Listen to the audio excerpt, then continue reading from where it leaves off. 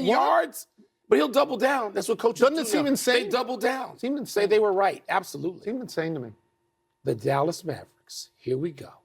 Today finally made the move that Tony's been predicting, obsessing over since February, firing general manager Nico Harrison.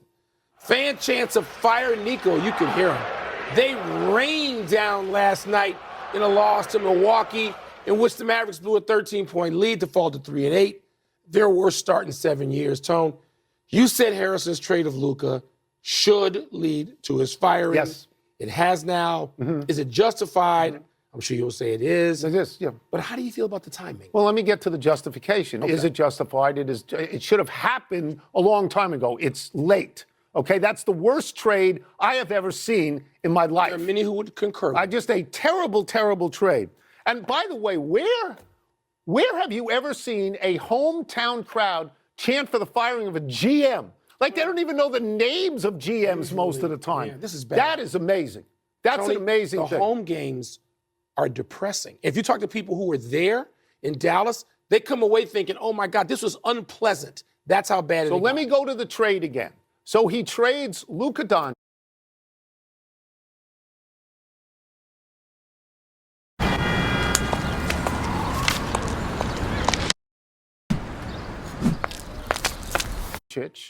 For Anthony Davis. Luka Doncic, a great player and a fan favorite, right? Anthony Davis gets hurt all the time, and his derisive nickname is Street Clothes. Yeah. Okay, and so now Luka's team, without LeBron playing a minute, is 8-3, and that's pretty much all Luka. And Dallas's team is 3-8.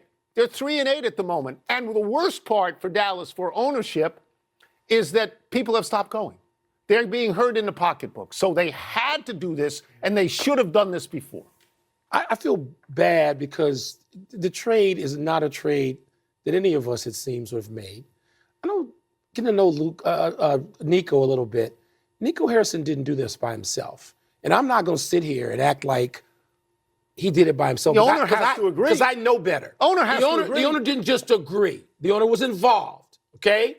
That's what I'm told, and I know, and I'll bet on that every day. But he's not going to fire himself. No, he's not going to fire himself. No. And so Nico has to take accountability. I'm not saying he shouldn't. That's right. And the home games, I've started to watch Dallas because I thought if Anthony Davis was out there, God help me, if Cooper Flagg was great away as the number one choice, and he isn't. Not yet. And this notion of him playing point guard, Jason Kidd, a great coach, I don't know what the hell that's about. Because he ain't a point guard, and he ain't going to never be a point guard and ever. Kyrie Irving is not playing. Kyrie's hurt and not there.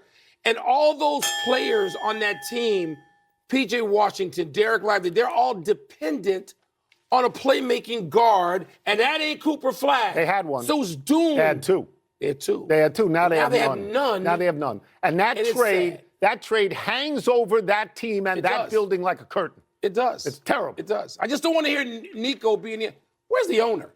Where's he? Take some accountability. I'll tell you You're the billionaire. I'll tell you where the owner billionaire bully. Take some blame. The owner is the guy who just fired And he's hiding behind Nico. Let's stick with the topic of famous guy firings. We all thought